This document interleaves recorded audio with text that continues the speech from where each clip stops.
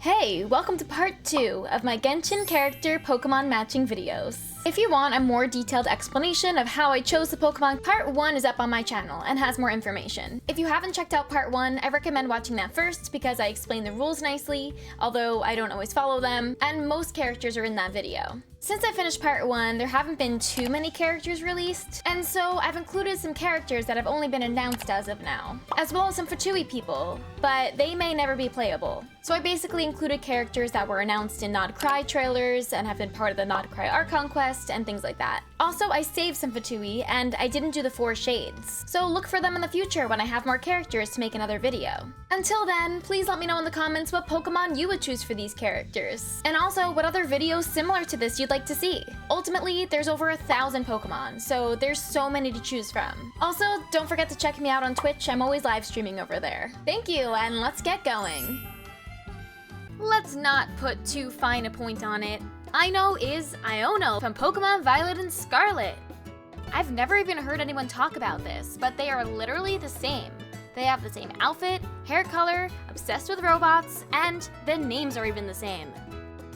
Alright, well, let's choose a Pokemon for Aino. So, Iono has Magnemite-shaped hair clips. Do we give Aino Magnemite, or go for newer Steel-type robot-esque Pokemon like Clink? Then we could do Clang or Clink Clang for ineffa? Especially since Aino's workshop is called freaking Clink Clank Crumcocky Workshop.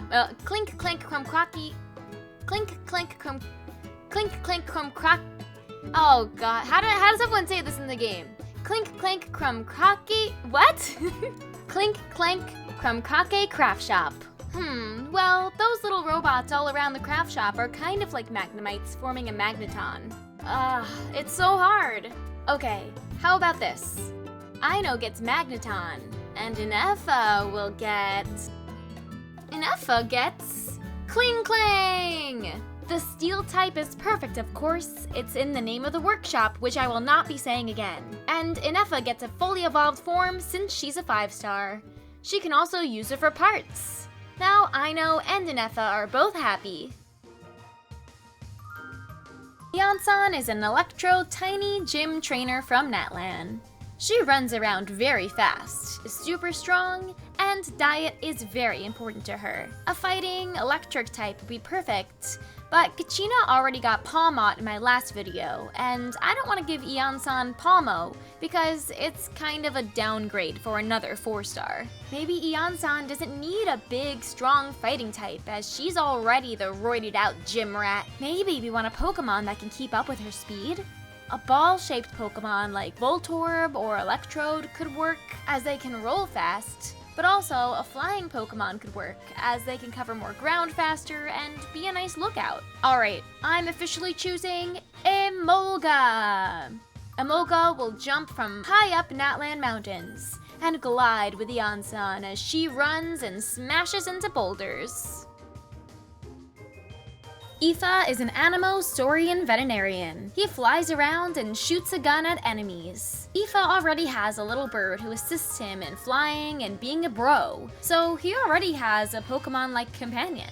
What Etha really needs is more help at his clinic, from a Pokemon that has nursing experience at Pokemon centers. In my last video, Sageween got Chansey, so I don't want to give a 4-star like Etha Blissey.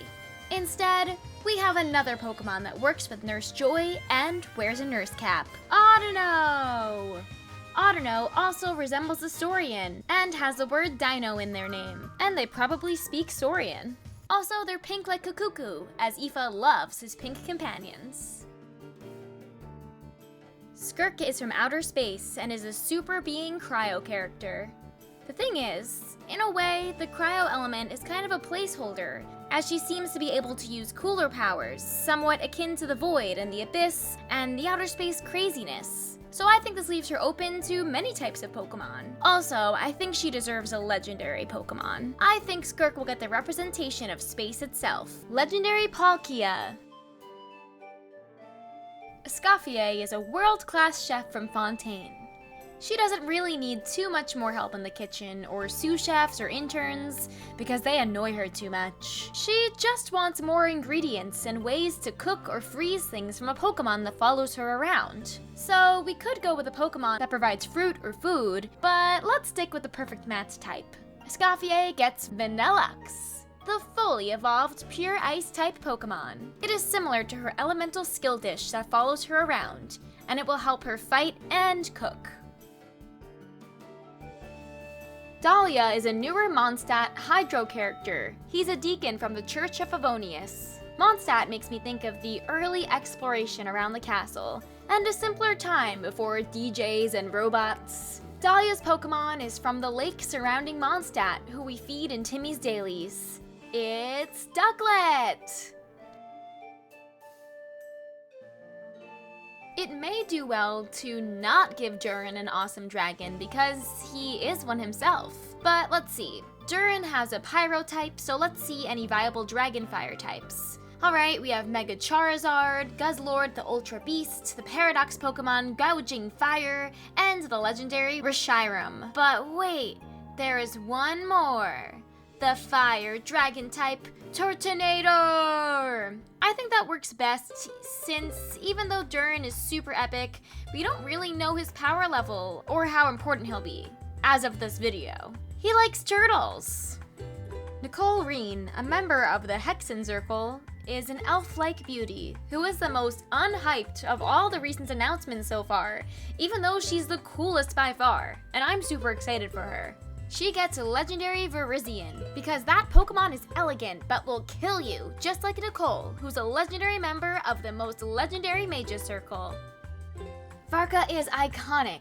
He's the leader of the Knights of Favonius, one of the first groups we meet in the game, who play a large part in many of our first adventures. He has an Animo Vision, which makes sense as he is a Mondstadt leader boy. That helps us choose a flying type, and lets us be flexible with the secondary type. I think I'm doing it. I think in his travels, especially around Dragonspine and whatnot, he has befriended a legendary bird of a legend. Articuno. Kuno!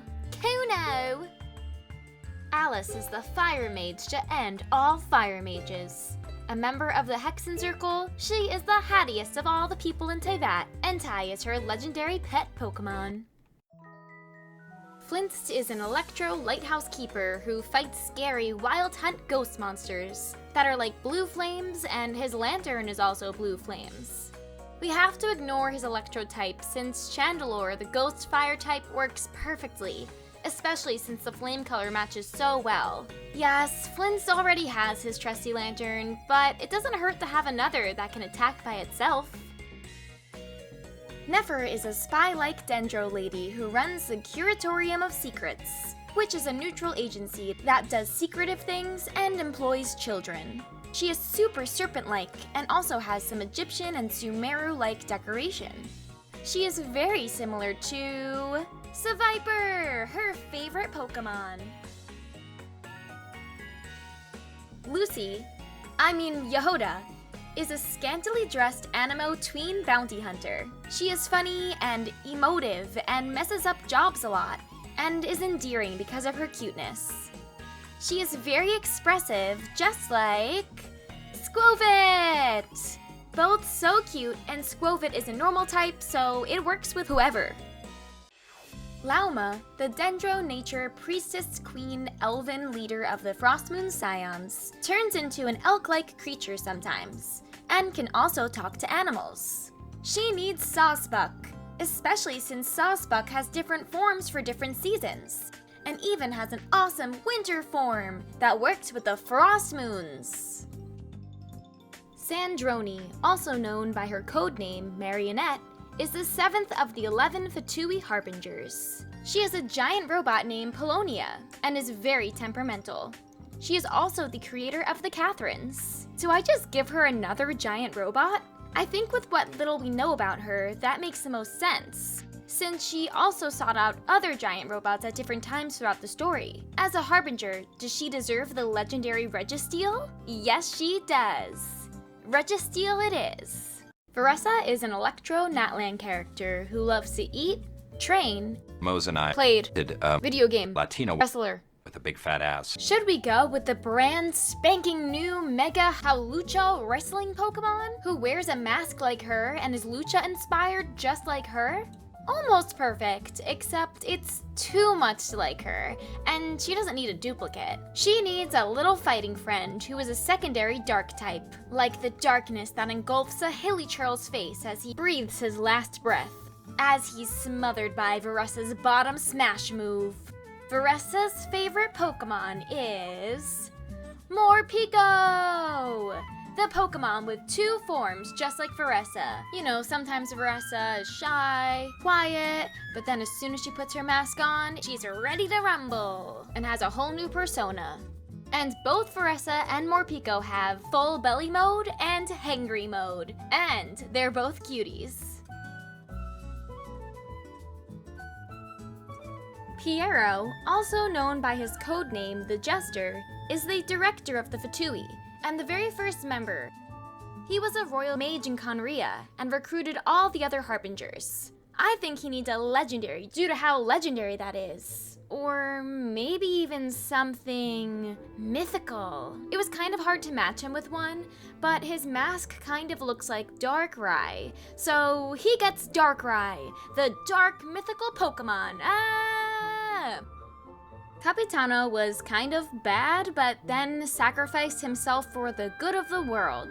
He was very legendary and awesome. He's very iconic for that. So he gets Moltres, the iconic legendary bird trio Flame Man, since Capitano sits on a throne of death in Natlan like the wrath of the Flame King. Columbina, the damselette, the moon maiden, the barefoot singing baby girlie, is a moon goddess. Formerly the third of the Fatui Harbingers. Columbina deserves a legendary, especially because she is practically an Archon. She gets Lunala, the legendary moon Pokemon. Dotor, also known as Zandik, and by his codename, the Doctor, is the second of the Fatui Harbingers.